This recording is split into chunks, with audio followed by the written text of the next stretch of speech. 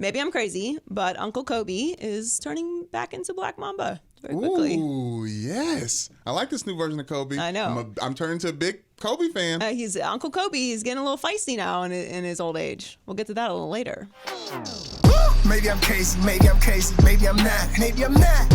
Welcome to the Maybe I'm Crazy podcast. I'm Joy Taylor. That's Brandon Newman. Hola. It's okay. You can have some water. I know. I was just saying. I think we're matching a little today. Yep. Ooh, what you got? Woo! Right? Like we're kind of yes, we didn't plan that. Well, the only reason I went this way, I just feel like Deontay Wilder is full of drip, and I just don't want to get. Drip. I just want to get completely out drip, so I just wore my drip jacket. Yes, because he's icy today. He is going to join us a little bit later. The action's on the back. The action's on the back today. Ooh, what's that? Whose mouth is that? I don't know. Like Marilyn Manson's mouth. Okay. Anyway, yes, Deontay Wilder, the Bronze Bomber, is going to join us a little bit later. We got a lot to get into today. A lot happened. Basically, since Friday until today, it's been a lot. There's a lot of stuff happening. Right. So we'll get into all of that. But let's get started with Deontay Wilder. All right, we got Deontay Wilder, world heavyweight champ, the Bronze Bomber. Thank you for joining us. Thank you for having me. Congrats on a very exciting fight. Mm-hmm. I know it wasn't necessarily the outcome that you wanted, but to me, my opinion, let's just get started with my opinion. I don't know how you knock somebody down twice and not win. But also, to me, if you're the aggressive fighter and that happens, you should also get the win. But I'm not a boxing judge, so that's just was my opinion on the fight. But I know you are disappointed it was a draw, but what was your feel walking away from that fight on Saturday? For me, I feel if you're going to be the champion, you definitely have to dominate the champion, to be the champion. And I felt that although I was the smaller guy, I'm always the smaller guy in my fights. This guy outweighed me like 50-something plus pounds. Yeah, he looked it too. Like not like he's obviously taller than you, but you guys have two different builds. Right, most definitely. Is that a nice way to say that? Oh yeah, but you thinned out for that fight too. That's the lightest you had come into. That's the lightest I've been since the start of my professional career. When I started, I started my career back in November 2008 on the Jermaine Taylor and Corey Spinks card. I was 207. Dang. I weighed in at 212. My official weigh-in, like I'm dressed, right? And the officials come in and like we gotta weigh you for official like weigh-in or whatever. And when I weighed in and got on that scale, I was 209. I was like, my mouth dropped. Dang. I'm like, what? So you thought you were heavier. I thought I was more. I thought I inflated up a little bit. Like, and what did he officially weigh? He was 260. Yeah. Looked it too. I'm like, that sounds crazy, especially because it's boxing and you have weight classes, but the heavyweight class is unlimited. It's unlimited. It's unlimited. That's why I don't worry about weight. I tell people I'd rather be the part than look the part. As growing up, I've seen many people, act like they the part, but when it's time to come down to the nitty gritty, they the first ones, nowhere to be seen or whatever. But you act the part. I am the part, and I know I have power, and my power is so unique. It is so real. Me being my talent is so real and so unique that I can get away with so many different things. Just like my weight, I don't really put too much pressure on me with it dealing with my weight because I know my power. It's real. My power carry not only from the first round, but it'll go all the way through to the last inning of the 12th round. And that's what I was most surprised to see because I've seen some of your fights and I've seen on Instagram knockout artists and that's what you do. And that's what we're here to see. But once they got past the 10th round and you started going 11th and at 12th, when you came out and gave him a little combo and knocked him out in the 12th, I was like, oh, he's not only a knockout artist, he has stamina as well. Yes, for sure. And in that fight, I feel like I was the more aggressive fighter, and I felt like I landed more effective punches. Although I missed a lot, I overthrew a lot of punches, and every day I'm kicking myself in the butt. Were you going for a knockout? I was so anxious. knock his big ass out. Oh my That's goodness. the answer to the question. Oh my goodness. I mean, obviously, it's always nice to knock somebody out, but we know it's the sweet science. Like Floyd Mayweather, undefeated. He's a defensive artist. Like he doesn't knock people out, but Right. he wins. So Fury but was looking you like were- Mayweather out there. You were going for the knockout. I was definitely going for the knockout for the simple fact that, we haven't had this excitement in America in so long dealing with the heavyweight division.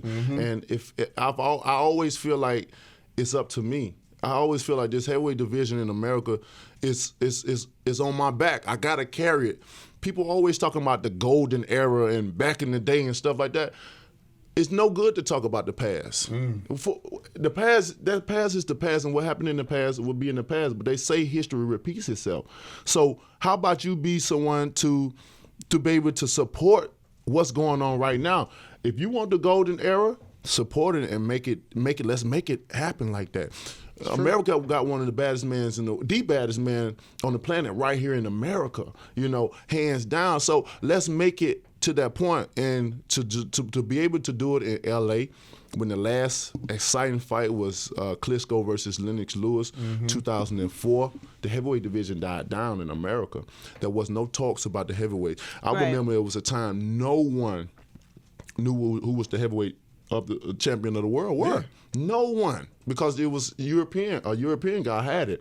So for me, my goal getting into boxing, I want to bring the excitement back here. I want people to be excited about it. Man, we got a lot of fighters that risk our lives in the ring each and every time. Look at Adonis Stevens, one of my friends.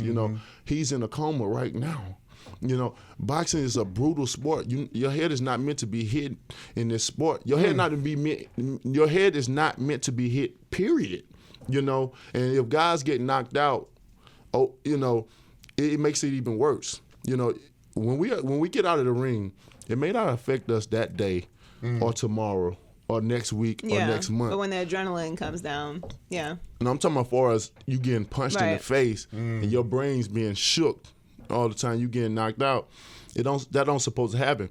You start to deteriorate over time, and that's why you start seeing fighters come out a couple of years, where they have Parkinson's, or whether they have slurs as they speech, or they don't know what's going on, and they start doing crazy things, and you just think, oh, he's a fighter.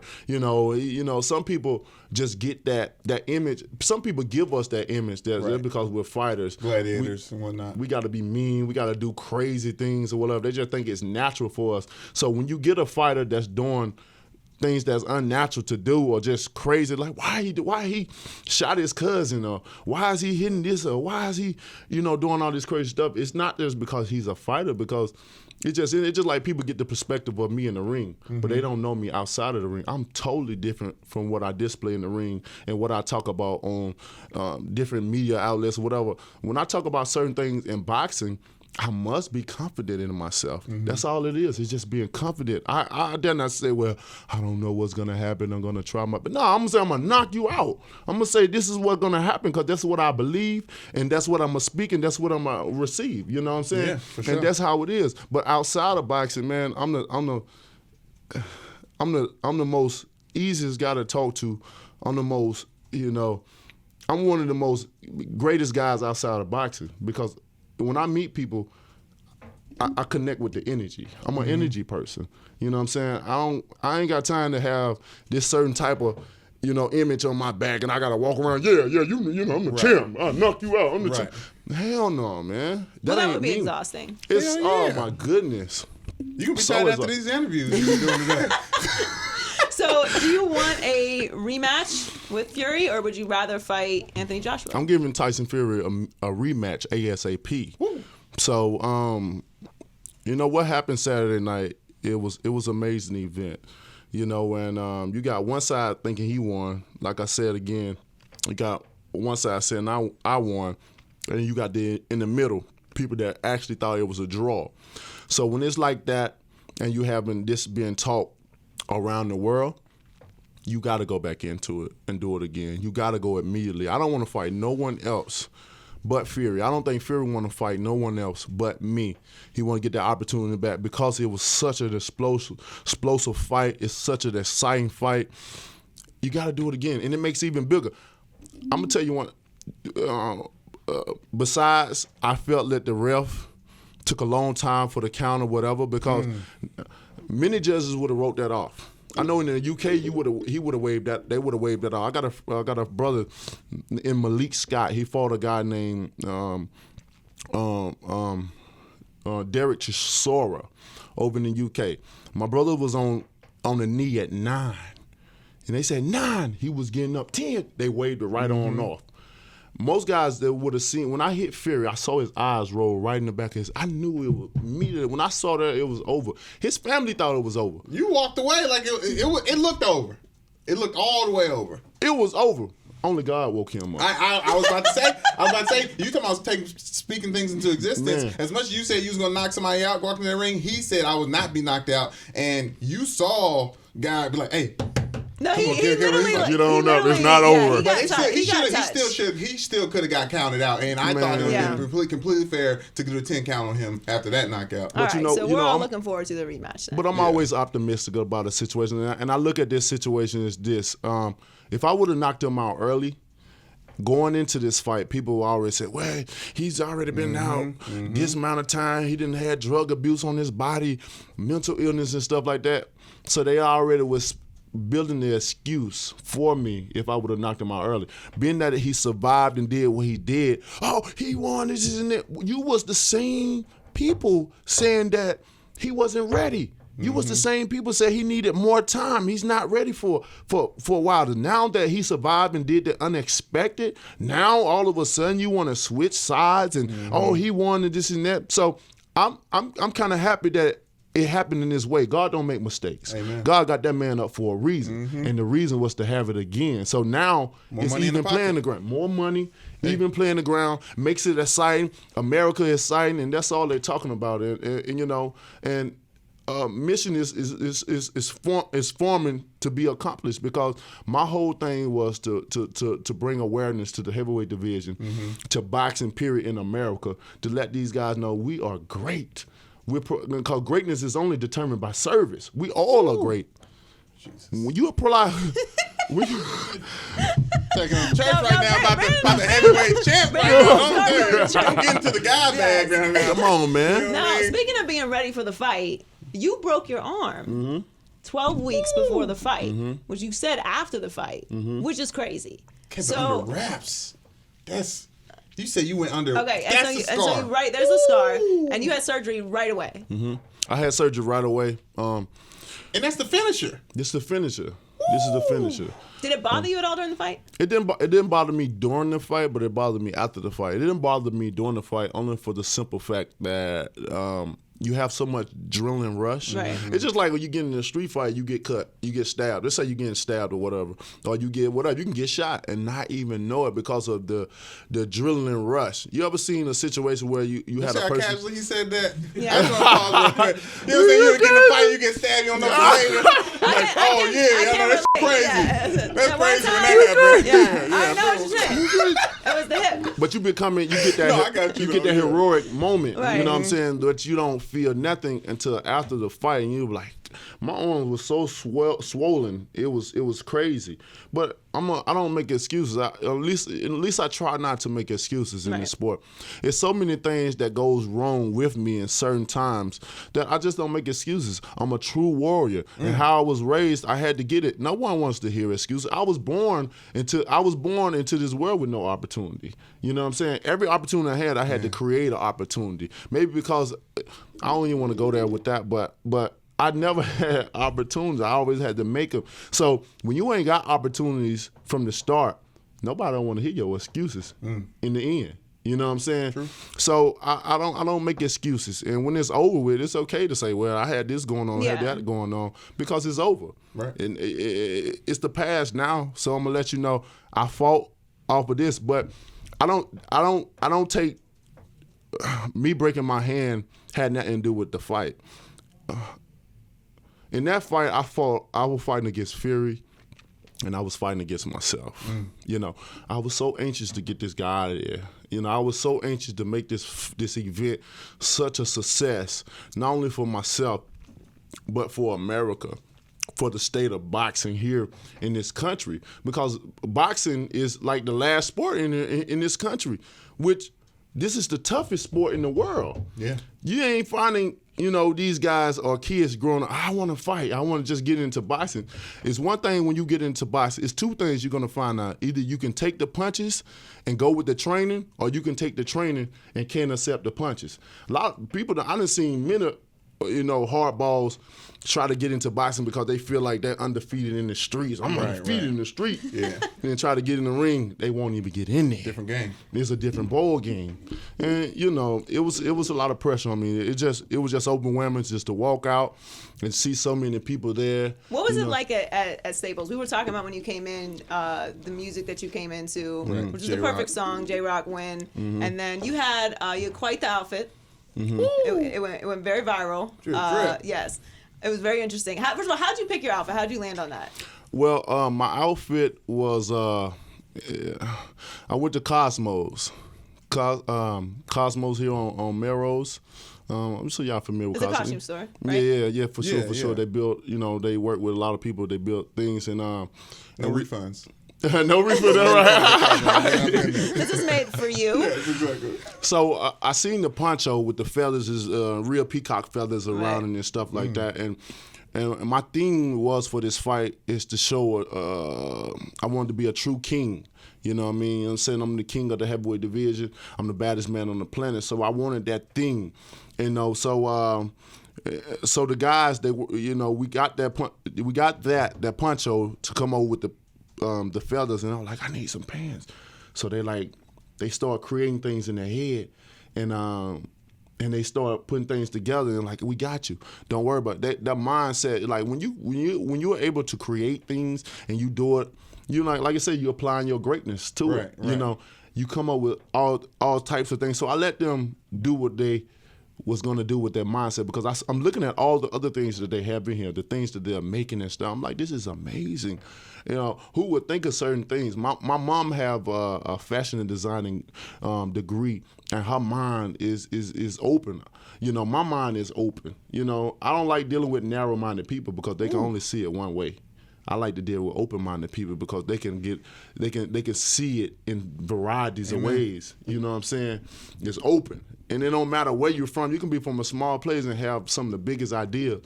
You just need the opportunity to express yourself. Well, you nailed it. It was if the purpose of all of it was to create an environment and a show. I think that you guys did that for sure. Now, you say you come from a small place, Tuscaloosa, Alabama. Correct. My grandfather's from Mobile, Alabama. I love Mobile. You in Mobile? Yeah, it's like the original like New Orleans is down there. In Mobile? I've been in Mobile in a long time. They got the Mardi Gras from us now. Yeah, that's what I'm talking about. That's what I'm saying. The original one was in Alabama. They claim to have that one, so they compete with the Mardi Gras. But you got a nice little video from Nick Saban. You're a Bama fan. Did you get to watch the game before the fight? I didn't. You didn't? I didn't. What do you do before a fight? Before a fight, I'm mostly like meditating, trying to get my mind right for this fight, because I'm finna put my life on the line. Right. And anybody know anything about putting your life on the line, it can be a moment of silence for yourself, because you don't know what's gonna happen.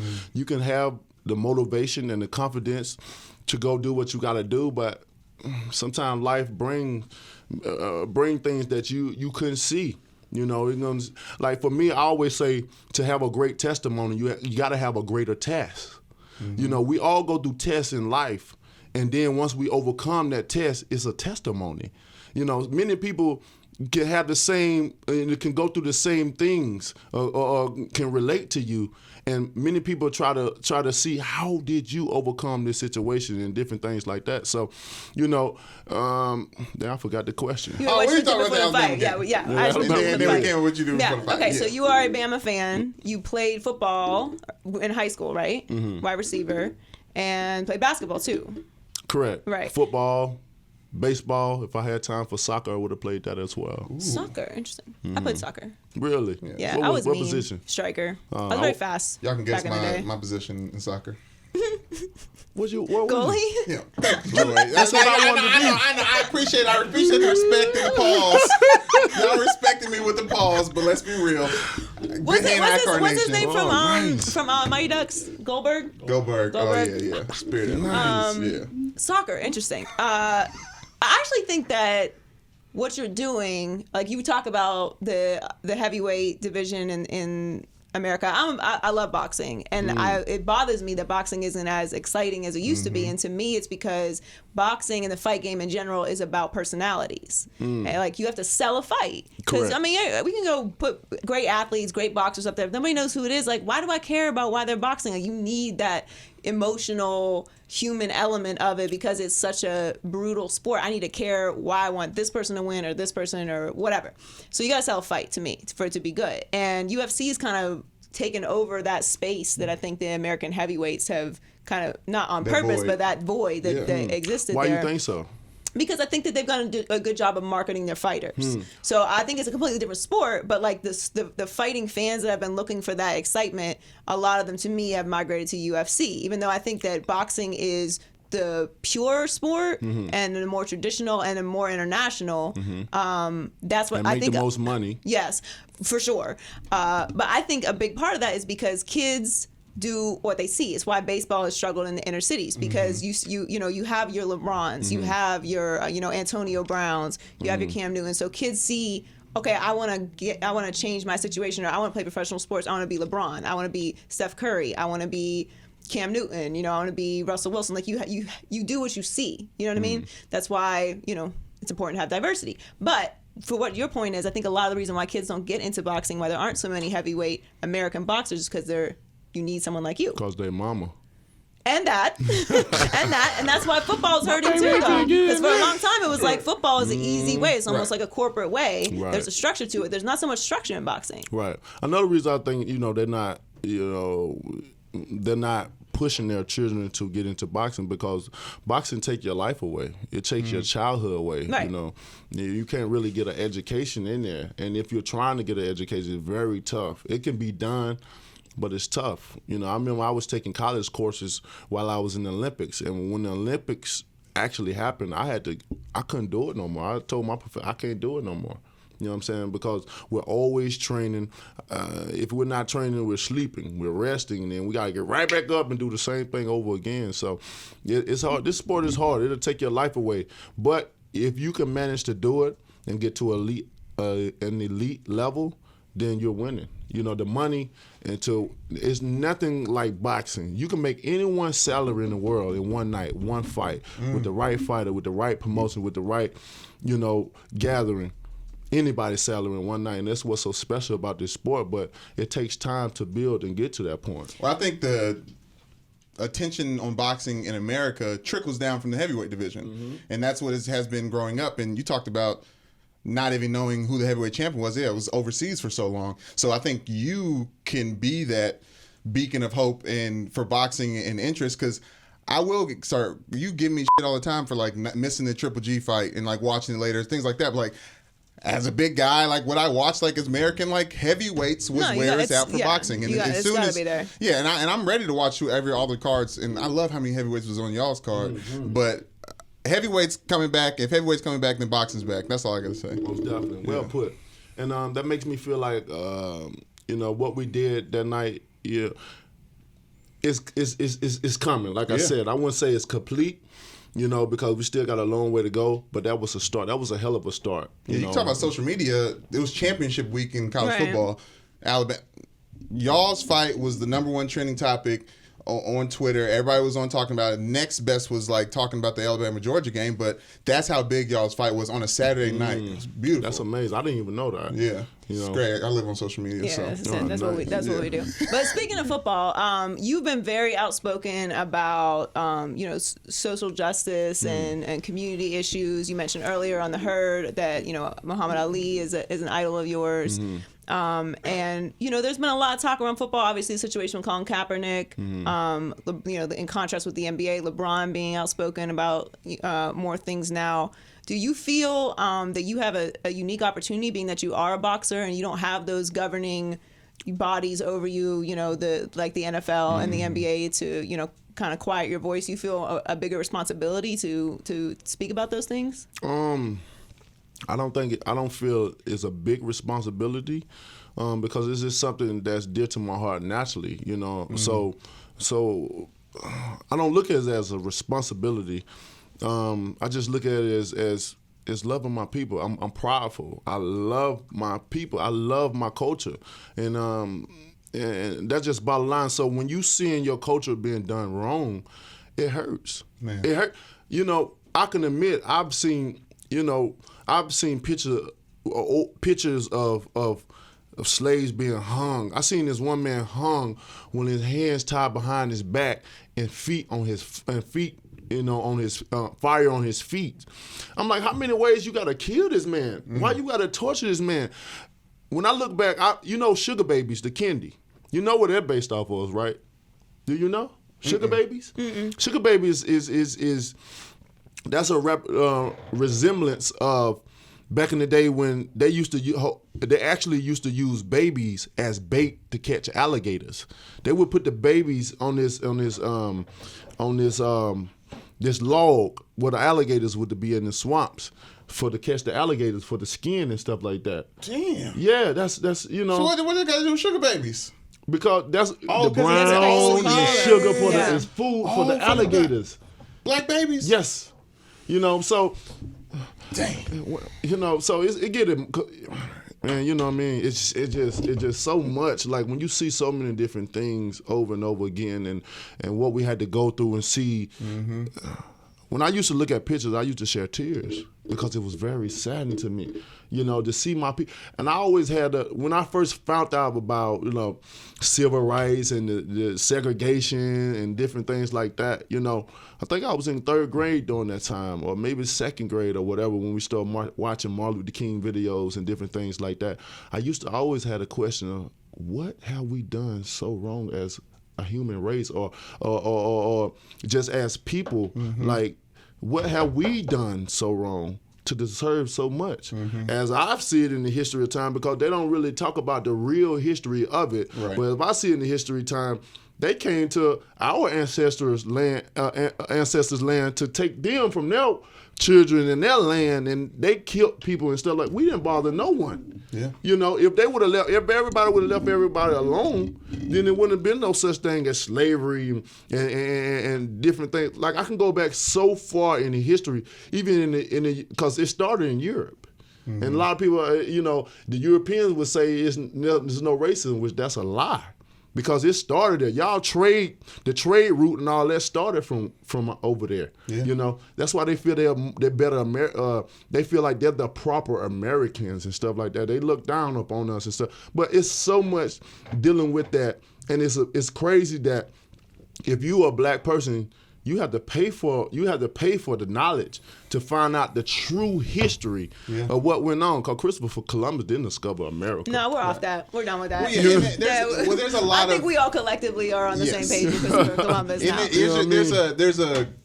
I mean, every person that identifies as African American can talk about learning about our culture in America and the pain that goes through that. But I would say this, back to what you said originally, not originally about this topic, but a testimony is what comes from this, and what black people have been able to become in some of the most important positions in America is it takes pressure to make diamonds. Right, exactly. And that's what I'm saying. And I think, I just want to say to you, thank you for bringing that up. And obviously you went viral, getting after some guy about his feelings. Radio Right. Radio Right. Right, yeah, you know what I'm saying? But they try to bait you, and like, what I'm talking about, man. And that was just like, just feeling everything. When I was in Atlanta, one guy came up to me, you the voice of the voiceless. You speak for us and whatever. And I don't do things just for attention, because if anyone knows me, knows that Deontay Wilder is a homebody. If no one ever sees me. No, I ain't at no parties. I'm not at no awards and stuff because I get bored easily. You know what I'm saying? So I'm a homebody. I love being at home. I love being amongst my family and different things like that. So I never do it for attention. I don't even like that a celebrity and stuff. I don't want to be that. I don't care if no one knows me. I love my life private, low key. If I do something, only I know, and that's it. Nobody else got, I ain't with all that. So I don't speak out when I have the opportunity just because of that. When I speak out, is dear to my heart. It's a genuine situation. And my mouth is only the translator to what my heart is trying to say, so it allows me to lash out, to speak out. And the certain thing, I'll be very passionate. It's just when I speak, I think it's my deliverance, or the way I deliver it, that makes people feel me. And when you feeling something, you want to share it. You know what I'm saying? It's just like, oh God, he can't keep preaching. You preach too much, my friend. You're gonna start sweating. Boxing is in good hands with Deontay Wilder. Yes, thank you so much. That is for sure. Man. Thank you. You are. I gotta elaborate on one thing. Okay. We got to stop saying we're African Americans, because we're not. That's a term that they created for us to separate us. You know what I'm saying? Amen. No, trust me. I listen. You know how it is too. You got to speak the language of people, like, recognize. You don't know what's going to offend certain people, but like I am 100% behind you on that. Thank you so much. We're not really worried about offending people around here. Not at all. I think that's your business. Not at all. I mean, that's true. People should know certain things. I mean, yes. you know, it's you know. Yes. You know. Well, thank you so much for joining us. The fight was great. Best of luck in the rematch. We appreciate everything you're doing. Yeah. Are you gonna give a prediction? Yeah. I know. Before we let you go, so you went for the knockout this time. Are you going to go for the knockout in the second fight? I'm not as anxious as I did before, because that's, you know, my style is what it is. Some people call it wild or whatever because they've never seen it before. But I'm very patient in what I do, and on that occasion, it just, the event and everything, just like I said, the build up to feeling like the pressure. This is it. This is the moment that you can bring the heavyweight division back in America. You got the audience of the world right now. Make it count. And right. it was just so overwhelming. You got caught for in the me. moment. I got caught up in the moment. Won't happen second time. It won't happen second time. I promise you that. Manila was a rematch. Come on with it now. Come on with it. So does Bama win the championship? Most definitely. I'm always going for my state. You know, I wish those guys well. I spoke to them before they got this thing started off, and I wish them well. Does Tua win the Heisman? He should. He's a great athlete. I think he should too. He Actually. should. Here you go. You want to play Notre Dame today? I'm sorry about that. It's just that's rude. All right, we have a guest in. You know what I mean? You got to undermine the situation, Brandon. No, appreciate you coming in. Best of luck. Thanks for being here. Appreciate you. Blessings. With it. With it. Quit it. What? With it. We about to turn up in this bitch. All right, what am I winning or quitting today? Okay. Video from February surfaced of Kareem Hunt involved in an altercation with a woman in the hallway of Hunt's Cleveland apartment complex. As a result, Hunt was placed on the commissioner's exempt list, released by the Chiefs. Under Armour parted ways with him, and Hunt did a live interview to apologize and says he hopes to move on from this. Joy, the Chiefs did the right thing by releasing Kareem Hunt. With it or quit it? Yeah, I'm gonna with that. They also had no choice. Right. But yeah, because of the exempt list. They yes, and because public outrage and whatever else. They of course were going to release him, so they did the right thing. There's a lot going on with this story. Yeah. Now the story broke on Friday, and it's since been tossed over a million different times, and there's new stuff coming out now. There's a couple different incidents that the NFL is investigating now, where he apparently got into a few other altercations. Right. There's a couple other videos That of him. year. So he's got an anger issue. I think that we can safely establish that at this point. But there's a couple different, and you'll have to bear with me here just for a few minutes. When I saw this video, my initial reaction was not the reaction that I got from the Ray Rice situation. Now, full disclosure, for anyone who doesn't know, I'm a domestic violence survivor, so I'm very well versed in every aspect of anything that has to do with domestic violence. So skip me with any of the nonsense that you're going to bring me, because I'm more than qualified to speak about anything I want to in this regard without getting into too much detail. But Ray Rice and this situation are not the same thing. Ray Rice hit his wife, who was speaking to him, knocked her out, stepped over her limp body, then dragged it out of an elevator. Picked up a shoe. His fiance at the time. Right. Girlfriend, whatever. Significant other, okay? This situation is not domestic violence. It's an assault situation. Yeah. He did not know this girl. They did not have an intimate relationship.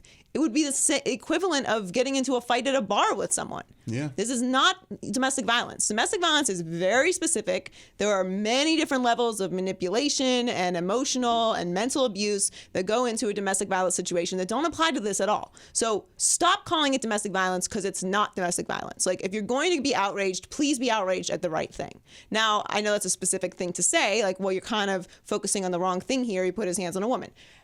No one should put their hands on anybody, okay? That's the first thing I'll say, outside of this not being domestic violence. I'm just laying out the facts here.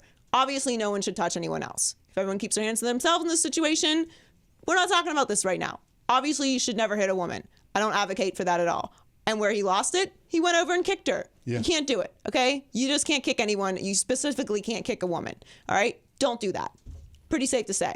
Especially not after people restraining you from doing so. It's a bad situation. The video is very damning, Right. and the Chiefs did the right thing in cutting him, and obviously everyone's going to flip out because it's another video of a football player putting his hands on a woman. That said, this situation is very complicated to me. I don't have the outraged feelings that I had when I saw the Ray Rice video. I just don't. I think that there is a major racial undertone, which obviously hasn't been confirmed, but there are reports that she called him the N-word and spit on him. By the way, spit is assault in itself. She was underage, 2 of them, 19 years old, in his apartment, and was asked to leave. The one side of it is saying that she was hysterical in the hallway, banging on the door for half an hour. My advice is stop bringing back home girls that you don't know. No new friends, okay? That, I mean, I know that's kind of impossible to enforce. Like, you're a young guy, like, whatever, but this should be a lesson to you that that's not a good idea. Right. Okay? And then, of course, don't put your hands on them, but there's just too much to this situation. Like, 1, it's not domestic violence. 2, she's incredibly aggressive. She's coming back into the situation time and time again. It's not like she got hit and then she wanders off and he's chasing her down the hallway. I mean, am I watching the same video everyone else is watching? I'm like, with you. she is attacking the situation. So is the other girl, actively involved in the situation, antagonizing what is already an elevated situation. He shoved her first. He put her hands on her. And that's what you get. You can't put your hands on women. But she's escalating the situation. She's underage, and there's a report that she called him the N-word. I know everyone feels enabled to say whatever it is that they want to say these days, and I mean, culturally, I don't know how to explain this to you. You can't do that. I know you think you can do that, but you can't do that. It might end badly for you.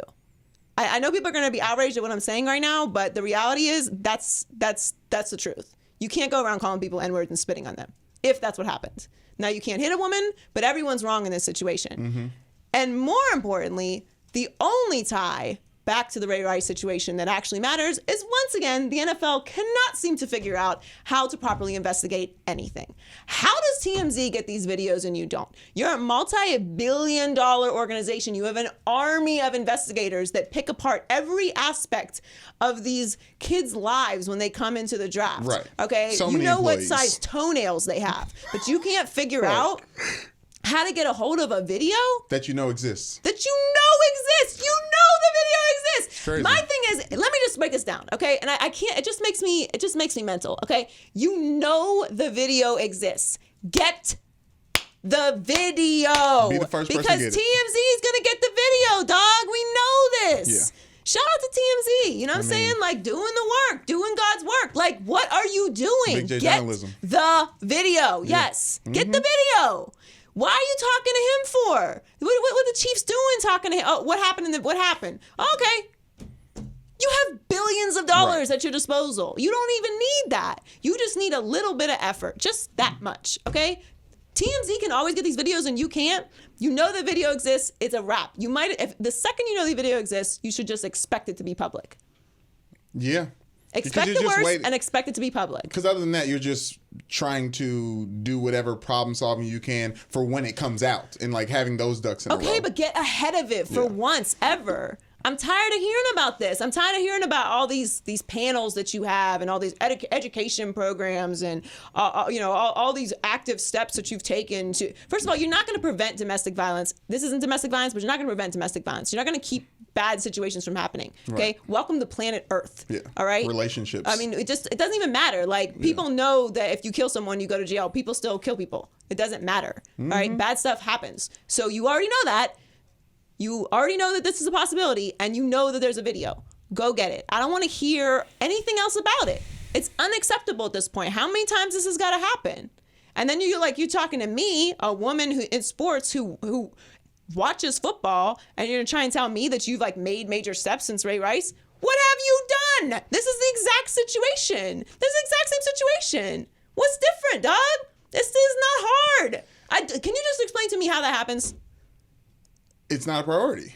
They can say it's a priority as much as they want, and also Exactly.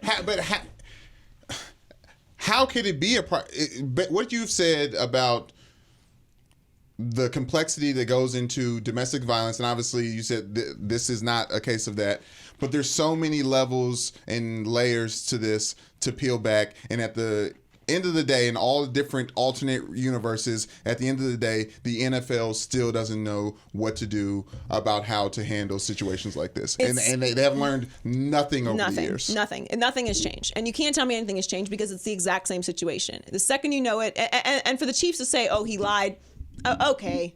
Okay, you lie to your kids every Christmas when you tell them Santa Claus is coming down the fucking chimney that you don't have. Okay, so give me a break with that. All right, like he's wrong. Kareem Hunt is wrong. All right, Yes. There's no two ways about it. Kareem Hunt is wrong. You know better. You know what's at risk. You're the only one who's going to lose anything in this situation. Yeah. You have to know that.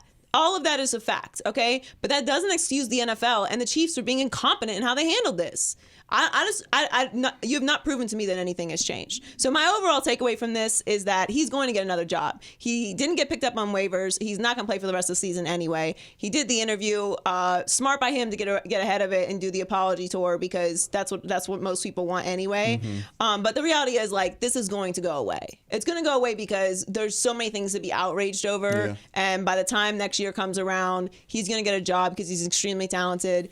And it's not he's young, and it's not up to the NFL to ban him. They can't ban him. It's up to a team whether they're going to pick him up or not, and someone is going to pick him up. I can guarantee you that. And quite frankly, I'm not going to be outraged if they do because this is the world that we live in. I'm not here to pretend like everybody doesn't get an opportunity. Tyreek Hill's on the Kansas City Chiefs. Reuben Foster just got signed. I mean, there's a whole list of examples I could go on right now. Yeah. All I'm saying is, as far as the NFL is concerned, I mean, can you just get ahead of something for once? You know, they could have got the video, made it public, had the whole conversation in the offseason, suspended him for the first 4 games, handled it, and then we wouldn't be talking about this right now. Happened during the offseason. February. Last offseason. Yeah, it's crazy. The end of last season. Yeah. I don't know, dog. What's next? Moving on. Aaron Rodgers has had one head coach his entire 13-year career. This Sunday, that will change. And next season, he's hoping that the Packers' next head coach will get him to his next championship, discount, double check, whatever championship Super Bowl belt they get. Aaron said this about the process of finding a new coach. I think there's an interest in who the next guy will be, an interest from him. But Mark and Brian and I have always had good lines of communication. Whatever. Joy. Aaron Rodgers should not help decide the Packers' next head coach. With it or quit it. You know, I was on the other side of this. I thought that he should. And then Chris Carter talked about what happened in Minnesota when his coach was fired. I'm blanking on both coaches' names right Danny now. Green? Yes. When Danny Green was fired, they asked for Chris Carter's advice, and they hired Mike Tice. Yeah. And Chris said his feelings were, wow, they really have no idea what they're doing, because why are they asking me? I'm not qualified to make this decision. Exactly. Which is a very self-aware position by Chris Carter. I don't think that Aaron He's a Hall of Famer. Yeah, I don't think that Aaron Rodgers, who will be a Hall of Famer too, Right. has that level of self-awareness. But so that's the reason why I'm going to quit it. I don't think that he should be involved. Now, I think that he should I think he should get along with the new head coach. With it then. What? Should not help decide. Okay, then I'm going to win it. Yes, I'm going to win it. Good. Look, Aaron is clearly difficult to play with. He is clearly difficult to coach. and he's very temperamental. He's very moody. Okay? If he doesn't get his scotch and his nice sweater, it's just not going to be a good day for everyone. Love scotch, sweaters, and shade. Aaron Rodgers. Yes, very much serving shade, honey.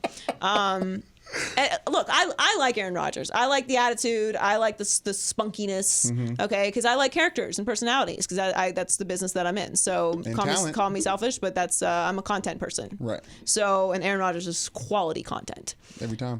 But it's not picking on Aaron Rodgers. Like, he hasn't been great this year. It's not all Mike McCarthy's fault. And I think I'm okay with firing Mike McCarthy because I think over time the story gets old. Like, you run weary of people, even if you like them. Relationships are tough, and if you're working with someone and you're not getting the success that you want, something's got to give. You can't just continue down this path of mediocrity. You just paid Aaron Rodgers $1 bajillion, which you can't get out of. So obviously the quarterback has to stay. It's just the facts of life. Yeah, like, everyone's upset Mike McCarthy's fired because he's a good coach. Like, he's a good coach. Go be a good coach somewhere else. It's time for a change. Well, talking about time for a change, the Packers' offense hasn't elevated. I mean, last year, Aaron Rodgers, this whole thing between Mike McCarthy and Aaron Rodgers really started last year, late January, when they didn't bring back his quarterback coach. Yeah. And he was like, well, why didn't y'all talk to me about this? Said in an interview, like, I think that I should be consulted on this. And he should be. And then they hired offensive coordinator Joe Philbin, who is now the head coach, but he's only hired because he was OC when they won their championship. So they're reverting back to old ways of winning. Yeah. And in this area of the offense where it's clearly getting very, very creative and technically sound on offense. Hell, Aaron Rodgers is earlier in the season, he took a play from an offensive lineman. He was like, hey, remember the play we did last year? Let's run that to win. So the play calling, it's so mundane, and I think that Mike McCarthy should have gotten fired in the season or the beginning of the season. Firing right now really makes no sense to me at all. But I don't think he deserved to keep his job or anything. But I strongly feel like Aaron Rodgers and players on the Green Bay Packers should not be consulted when you're talking about who's going to be the franchise, who's going to be the head of the franchise, the head coach, years after Aaron Rodgers is even retired. Yeah, and that's what I'm saying. Like, if you are hiring a coach for the next 5 years, then you're hiring the wrong person because you wrong mindset. Period. And I don't think that the Packers are that kind of organization. They're an organization that clearly sticks with people for a long time, as you should. Stability is what you need to win championships. So, but firing him during the middle of the season, like, whatever. Their season's over anyway, so it doesn't really matter. All right, what's next? You're right. Okay, the Golden State Warriors have controlled the Western Conference and the entire league for about 4 years now. The greatest player not in the greatest player conversation, Kobe Bean Bryant, thinks the Lakers are taking over soon. El Negro Mamba said, enjoy the journey because we'll be champions before you know it.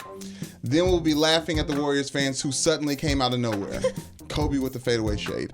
Joy, Kobe's right. The Lakers will be NBA champions soon. With it or quit it. Yeah, I'm going to with that. Kobe is right. They are going to be champions soon. Yes. My prediction was next year. Yes. I'm going to be right. And it looks like you're right. I also think they're going to be in the Western Conference Finals this year. I may also be right about that. Ooh. We shall see how close to Nostradamus I actually am. Also, the Nuggets. I don't care how good Jokic is. How you say his name? Jokic. I don't care how good he is. I love him. I love big centers. I love it. They're not going. The Denver Nuggets and the Clippers aren't going to the Western Conference playoffs. No, we're not talking about them right now. Just letting you know. Yes, with much respect, playing great. Yes. But that's not what's happening. Kobe taking a jab at Warriors fans is hilarious to me. First of all, so amazing. I can understand where Warriors fans are coming from because look. The Heat had a 4-year run, and everyone accused us of being bandwagon fans, and that's fine. Whenever you're doing a bunch of winning, you do get bandwagon fans. Because guess what? I'll explain how this works for everyone, okay? In general, there are way more fringe fans of sports than there are actual hardcore sports fans. Oh, of course. Way more. Okay. Yeah. So you, in your mind, your idea, you sleep in your Cavaliers undies. Okay. Everyone doesn't do that. Some people have like families and stuff to do. Right. Okay, so they don't Things to care They don't about. sit down and watch every single game. They don't go to every single game. They have stuff going on. So they're like, oh, I mean, yeah, I like the Warriors. The Warriors are great. Let's watch the Warriors tonight. And then they're like, oh, I like Steph Curry. Like people don't actually know. And guess what? You probably don't know either. All right, because you don't sit around reading articles all day long and doing Right. research. You just shout things. That's what we do as sport fans. Ah! All right, we're mongrels. Okay, that's what we do. But like the thing about it is there's gonna be bandwagon Lakers fans. Like they're just because there are just LeBron fans, just like there's just Steph Curry fans. Yep. Like that's how it works. So yes, there's going to be a lot of bandwagon fans that are going to trot right over to the Lakers when the Lakers get Kevin Durant, and that's what it is. Ooh, you're calling the KD move. I don't see what other move there is. I mean, Anthony Davis sounds nice. But is that for real? I don't know. Like, is that? I mean, it makes them better, obviously, but does it make them better than the Kevin Durant Warriors? I don't think so. The Kevin Durant. You're And where's right. Boogie go? You're right. A center isn't the piece that's going to make them champions. No. I think that's the whole. All I want to say is we talked about LeBron James winning the MVP before. Oh, he's winning Okay. the MVP. Okay. LeBron is about to take a historically great franchise, the Lakers, back to the playoffs after they haven't been in the playoffs since 2013. And y'all think he ain't about to win the MVP? Oh no! And who thinks he's not going to win MVP?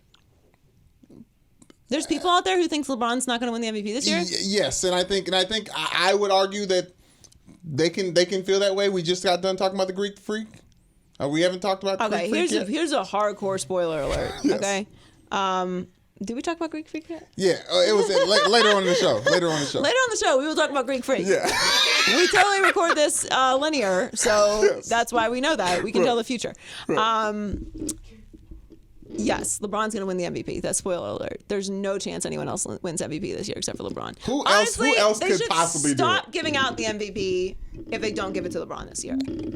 I 100%. I mean, it's just silly. And stop giving out the Heisman too. Nobody cares.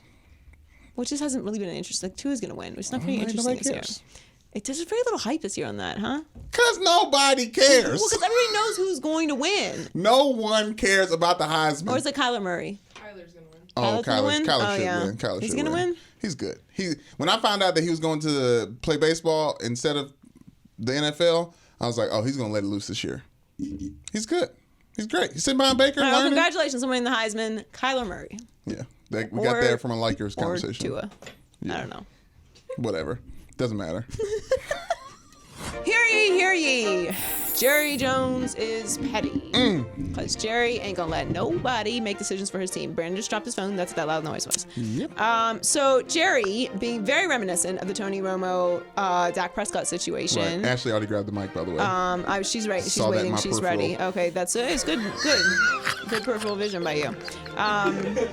Point guard vision. Okay, so Jerry, Leighton Vander Esch, who I'll be honest with you, I joked about when the draft pick was made. Rightfully so. Ashley was all behind it. I don't think I was the only one. Yes, exactly. Who thought that was kind of a stretch for the Cowboys, but he's turned out to be great. Yeah. So shout out to Leighton.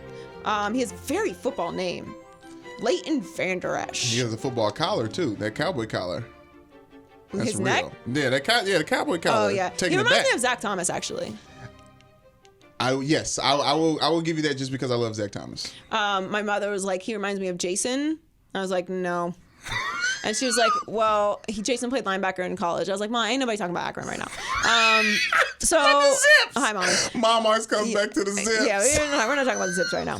Shout out to the Rubber Bowl, miserable place. Man. Spent many nights hiding in the bathroom there They got because a new of stadium. the frigid cold. Yeah, they have a new stadium now. It's beautiful now, Yeah. yeah. That's where Jason had his Hall of Fame party at. Have they retired his number stadium. yet? I don't know. Probably. Get Oh on wait, that. yeah, they did. I was there. Okay. Okay. Anyway, never mind. The point is, Jerry. Yes, Jerry Jones. Sean Lee is coming back. Right. Okay, and Jerry has decided that yes, he will get his starting position back.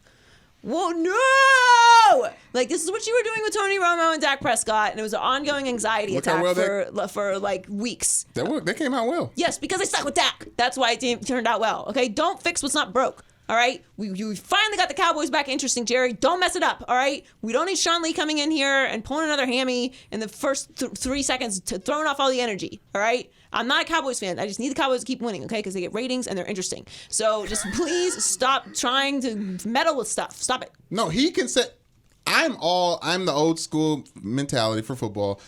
The Cowboys are like Notre Dame, old school, and how they win games, just running the ball and playing good defense. Bend don't break type of defense. Vander Esch should sit his little ass on the sideline his first year, watch Sean Lee do his thing, and then when Sean Lee gets hurt in the second quarter, then he can come back and he's still gonna get reps. Aren't they 4-0 with Vander Esch in or something? Yeah, 4-0. And pretty sure he had, 2 interceptions? Jerry Jones. That sealed He's the win been against the playing good. If Falcons you don't know and the that. Eagles. He leads the league in solo tackles. I understand. Ride Damn, the I didn't hot know that. hand. I didn't know that. Yeah, Do the entire not- league, the don't- NFL. Bad idea. That's not important. It's very important for Jerry Jones, for those older guys to lose their starting positions rather than just Rather than lose it by injury, you did lose graduating it. You got someone injured. and pushing someone All right, into the official Cowboys fan position is... Ride the hot hand. Okay, Come hey, on. I happen to agree. For once with Cowboys fans, I happen to agree. Although I'm pretty sure I agreed about the Dak thing too, because Tony Romo, no, that's not the thing to do. That worked out well for you too. Colin brings up a great point. You bring in Sean Lee to that linebacker core. It's one of the best linebacker cores in the NFL. Sean Lee's a great leader. Great, he can be the best backup. Over there. Right behind that line. He'll get there soon. He'll get there sooner than you want while you are trying to rush Don't Sean do Lee it, out. Jerry. And when you get Sean Lee out of that locker room, Don't you're going to do see what that defense is it. really about. And it's going to get ran by those defensive linemen. By Leighton. And watch when By when the Leighton Cowboys start getting Vander ran by the Esch. D-line. It's going to be ruthless like the 80s again. Can't wait. All right, lit list. All right, so Jalen Hurts. Hey, that was fun, right? Time is a flat circle. All things are connected. God, I miss True Detective. History repeats itself. Are they making another True Detective? Thank God. Honestly, they should just re-air the first one. Yes, because the second one, week at a time. What did we do to deserve the second season of True Detective? Who did we wrong? Okay. Right. Anyway, time is a flat circle, and in less than 11 months after Hurts was replaced by his backup Tua in the national championship game, Hurts steps in for Tua. If you missed this, fourth quarter leads Big Alabama Jalen. to the SEC championship game over the same team in the exact same building. By the way, Georgia, please stop choking. Like, it's just the thing. The thing was it. Okay, all we ask from you is to beat Alabama. You're up on Alabama. Just get the win. I hear you, but losing the great list is not choking. It's enough. Okay, Okay. Enough with having the opportunity to beat Alabama and not beating Alabama. I've had it. All right, we expect things from you. All right, all of us Alabama haters. That is true. Okay, and Yes. you're not coming through for us. All right, Yes. I get behind you. I don't care about Georgia. All right, and I'm there, and I'm like, yeah, I'm cheering for Georgia. It's annoying when you cheer for a team that you don't care about and they don't do what you ask. Is it too much to ask to just beat Nick Saban? Apparently it is. Anyway, very cool moment for Jalen Hurts. I thought Tua handled it very nicely. What is he going to do? I mean, What it's was always- Jalen going to do when he It's got always benched for him? fun to see good sportsmanship. You know, Even if it's fake, yes, I agree. sportsmanship. Try it. Yes. You know what I'm out on though? What? I mean, who takes that commercial seriously? Where the ball goes out of bounds and the kid's like, it was on me, coach. I mean, get the commercial f- is out of that? here. That kid gets his ass beat. You've never seen the sportsmanship commercial? Oh, no. I love that. I'm the guy in the pickup game that say, that was off on me. And then also, In the pickup game, we're talking about an actual competition. well, the ball don't lie, though. Okay, first of The all, ball never First of all, lies. there are certain things that you say which just make it so clear as to why you're sitting across from me and not playing in the NFL, and that is one of them. Okay, you do that on a team I'm on, you're getting your ass beat on site. I witnessed that. In volleyball, you were very unkind when I said Exactly. your ball was out. No, it's not. It's not out. All right, you got to lie and cheat to win. That's how it works. Anyway, Patriot way. Yes, exactly, and they got rings. Yeah, Rings. so does Nick Saban Rings and things. talking about cheating and Yeah, all right. a certain way of doing anyway, things. so David Fizdale, we like Fizz. Yes. Take that for data. Yes. Of course. He was asked how he's going to plan Shouts out on Memphis. slowing down the Greek Freak. He said, you got a tractor, you got a tank. Obviously, you can throw schemes at him and stuff like that. But the guy right now, to me, is the best player in the league. Ooh. And he's playing at the highest level. You got to throw the whole house at him. So he's coming for the throne. Shout out to Fitz for throwing those flames out there. Those flame quotes. If anybody can do it, it's LeBron's friend, cousin thing, whatever he is to Fitz. I think he's just cool with him. But the point is, I don't know. Like, he's not the best player in the league right now. I'm not going to get crazy. All right. But Giannis is 23 years old. Yeah. And that's scary. I mean, Giannis has averaging 27.6 points per game. LeBron 27.8. Giannis has 13 rebounds, so LeBron 7 or 8, I guess if you round up. 6 assists to 6.7. Like, they're kind of equivalent. Yeah, I hear you. They're kind of equivalent, and I really like the Greek Freak. I love watching him play. But at the end of the day, when he said that he's loyal to the Bucks and he's not only winning that was disappointing. I stopped paying attention. I'm like, you know what? Giannis, we're gonna need you to flip back, reverse. You gotta go to somewhere where people care about, because I can't. Please, not with the uniforms. Whatever the cameras. There's poor lighting in that building. No disrespect to Milwaukee, but there's not a leafy vegetable in 1,000 miles from that place. Okay, I'm just gonna say it. All right, how many cheese curds can you eat? And I love cheese. All right, I mean, I eat cheese every day, but I like to mix it. I mean, come on. I know. Can I just get like a piece of lettuce? I just want when I watch Bucks highlights and I see and I see him go, I want it to look like film from today. And not 10 years ago. Yeah, I also just want I just want something to eat that is not every item on the plate doesn't have to be fried. Is all I'm saying. Okay. And I love a good disgusting meal. I love a good combo appetizer. Yeah, all breaded but stuff it can't on be the all plate. 3 meals of the day. Right. Yes. You gotta just mix in one green. Okay, just maybe like a bean, a steamed bean, if you will be sufficient. With some salt. It was tough. All right. Finally, the NFC East race suddenly got interesting. Those Cowboys, they were disappointing. They were disappointing for most of the year, and now the Cowboys have decided to figure it out and start winning again. And they are 7-5. The Eagles decided to win last night against the Redskins. Although they tried to convince us for a second that Mark Sanchez was a quarterback again. Thanks for that. Washington, sucks for Colt McCoy. Washington 6-6, and the Giants, no one cares about the Giants. They're 4-8. But the NFC East, interesting. No, the Giants are going to continue to make things interesting throughout the rest. They're going to continue to beat teams that they shouldn't, like they did last week. Yeah, I mean, that's not just on them, because they're not making the playoffs anyway, so it doesn't really matter. And you also have a chance, an opportunity to right the wrongs of you saying all that bad shit about the Cowboys. No, not ready last yet. couple weeks. So the Cowboys, the rest of their schedule, they play the Eagles next. So that's really what it comes down to. Like, they play the Eagles at home. If the stupid Eagles figure it out and beat them, it changes a lot. Then they have the Colts, who just got whooped on by the Jacksonville by Jaguars. 6 points. Yeah, the Bucks, which is a win, and then the Giants, which those late in division games are always weird. So who really knows? Even if the Giants are December bad. in division. And then the Eagles have obviously the Cowboys. Then they're at the Rams, against the Texans, and then at Washington again. So it gets no easier for Philadelphia. But like I said, interesting. I don't know. The Eagles just. Is it with the Eagles? I don't know what happened. It's hard to get out of bed when you got silk sheets. I'll say amen to that. Also, congratulations to Golden Tate. Not waking up. He found the end zone. He had a nice game. He had a nice day. He had a nice day for the Eagles finally. Congrats. Yeah, exactly. Loser Power Rankings. Loser Power Rankings. These are the losers of the week. Okay, so this is a little old, but I wanted to address it because it bothers me. So Pat Beverley, he got ejected against the Mavericks over the weekend. Yes. He threw a basketball at a fan who was later identified as Don Knobler. Don Knobler would get hit by a ball. The Knobster was heckling him, and Beverley is claiming that he said, "F your mother." I mean, wow.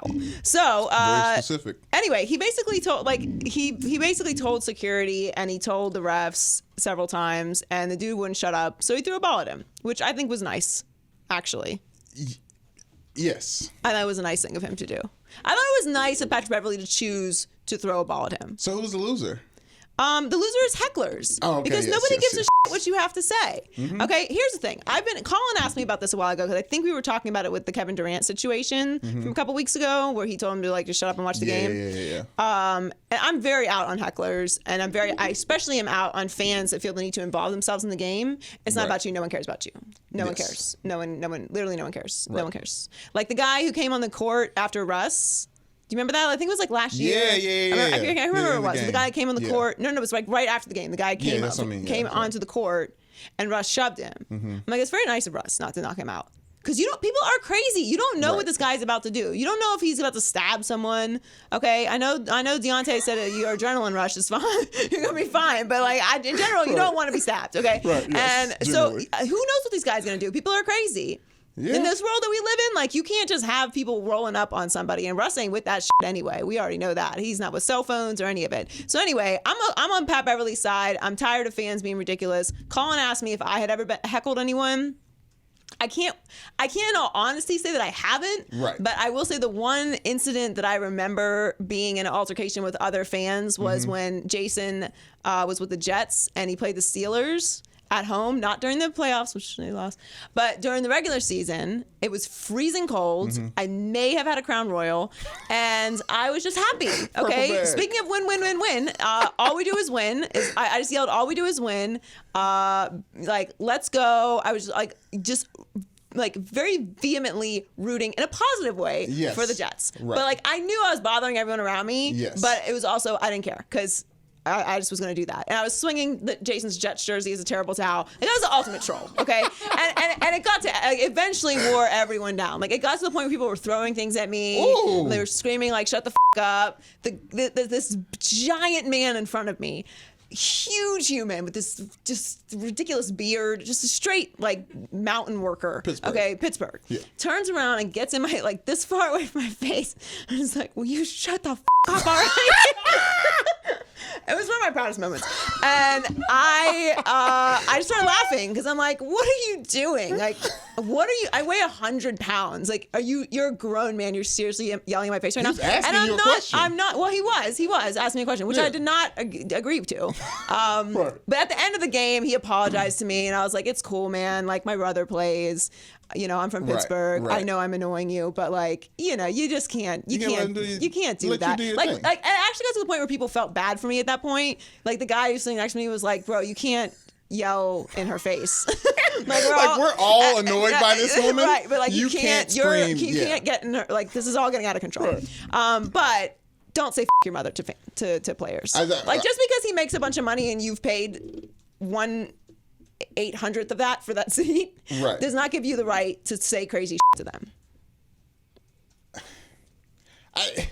My one faux pas with the hecklers, college football, when you invite friends around or parents to games and it's one of your teammates who's fucking up, and then your parents in there screaming. Oh yeah, like, you can't. You got to be careful with that. Because you could be right in front of the kicker's parents. Yeah, I'm pretty sure we've done that before. That is. You're in the family section. You just always can be like, oh, it sucks. Like, you gotta keep it on the low. Get him off the field. You gotta keep it on the low.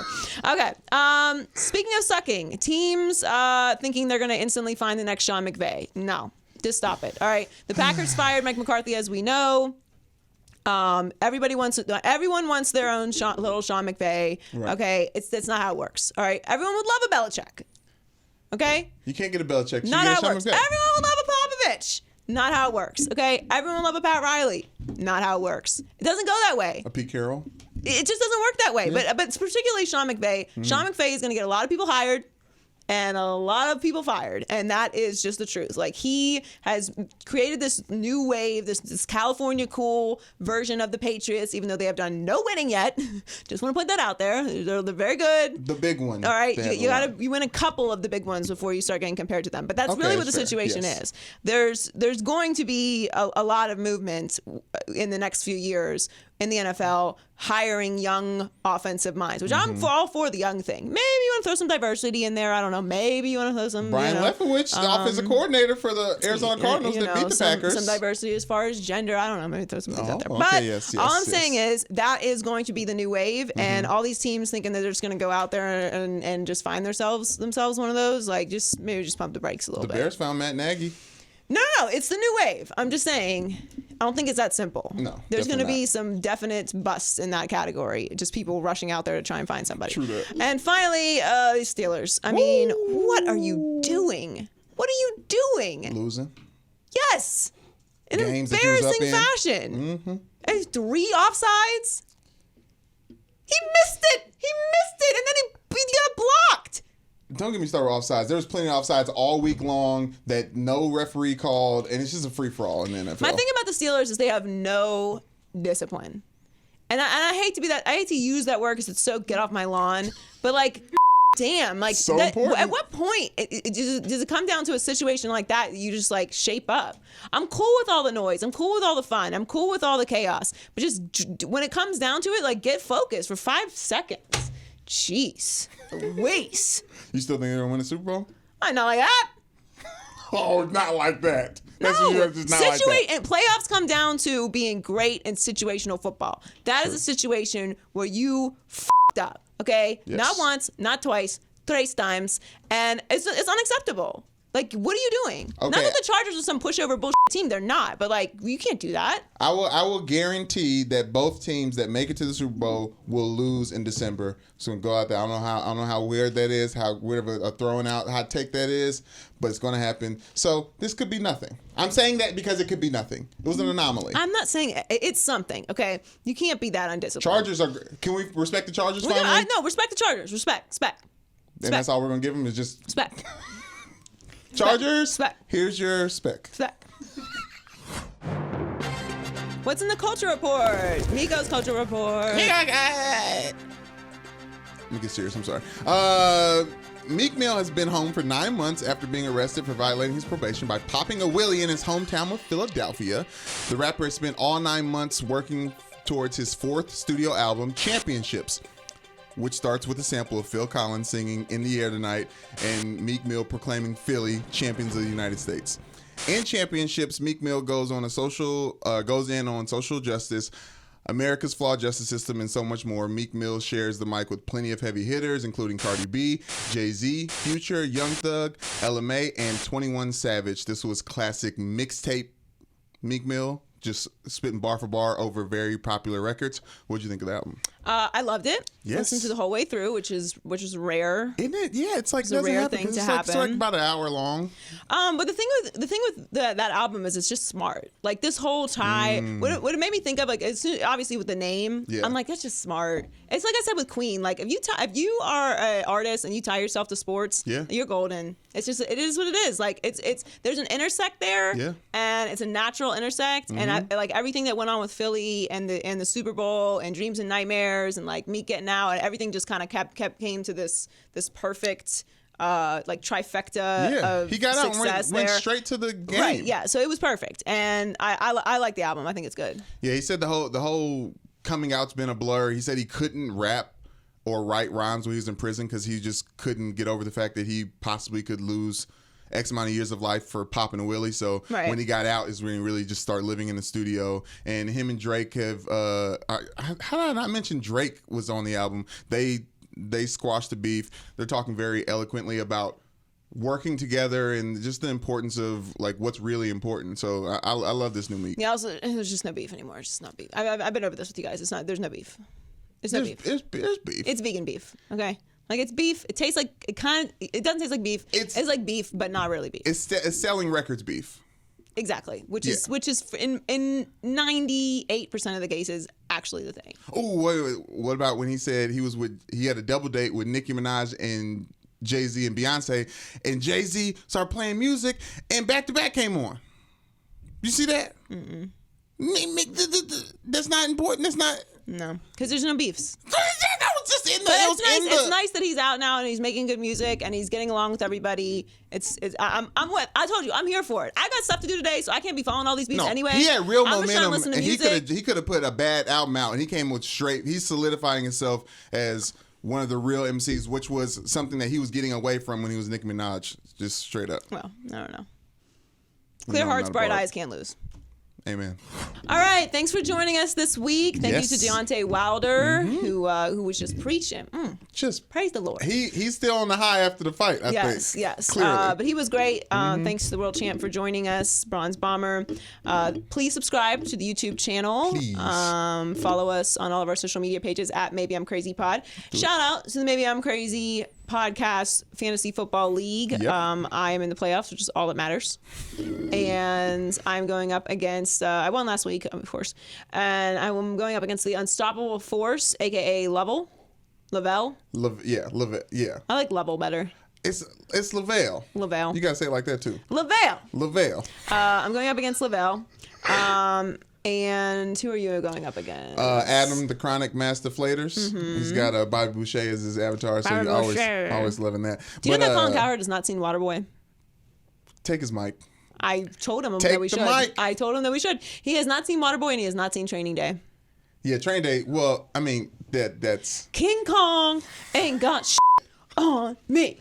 When you told him he has seen Train Day and he said he's never seen Raging Bull, I was like, oh my gosh. I've never seen Raging Bull either. Not everybody, but I'm saying that's such like a. It's just like So you were like, what? Me either. No, it's just like it's a cultural retort. It's like, no, we're talking about Training Day Yeah, right we're now. talking about Raging Bull, okay? Raging Bull. No. Like if you follow it up by like I've never seen Training Day and I've never seen He Got Game, and I'm like, okay, like we got some stuff to teach you. Right, Okay, right, but I haven't seen Raging Bull. I'll watch it. Everyone, calm down. Yeah, I wanted him to say I've never seen Soul Food either. Yeah, no. Oh, Godfather is on Netflix. I'm about to spend all weekend watching it. Oh, good for you. Thank you. Yeah, I have also not I'll watched. give you a I have not recap. watched Godfather. What? I know. Piece it up. 30 minutes at a time. Listen, I don't have 6 days to watch a It's movie on series, Netflix now. I'm okay? saying we can I feel do like it. that's something 30 that years you of your watch. life. I mean, I've seen movies. I just haven't seen all of them. Next Culture Report, I'm giving my recap on Godfather. Broke my heart. The Godfather is someone's culture. It is. Okay. No, I hear you, John. It's the No, guy. it is. You know, Godfather made everybody feel like they could be a gangster. Yes. Right? But then, you know, we got Goodfellas, and it's like, if Right. you've seen Goodfellas, do you really need to see Godfather? Goodfellas. Like, Goodfellas. Really? Do you need to really watch Goodfellas. Well, Goodfellas some would is- argue yes, and I have seen. I've seen. And if you've seen Bronx Tale, like, Hey, I'm with you. You know? Goodfellas. In my imaginations, Goodfellas is Godfather with drip. Right? With some drip. Goodfellas is Godfather with drip. With drip. That's it. A little swag. I can get behind that. Right? Yeah. Yeah. Goodfellas is really the movie. What's What's the other one we're missing? Remember the Titans. Oh yeah, of course. Great movie. Anyways, Na na na na. na na na na. Hey. Goodbye. You know people call me Blue in high school because my that was fat the ass. perfect ending to the podcast. You had to say something else. Oh yeah, my bad. It's fine. Goodbye. Maybe I'm crazy, maybe I'm not.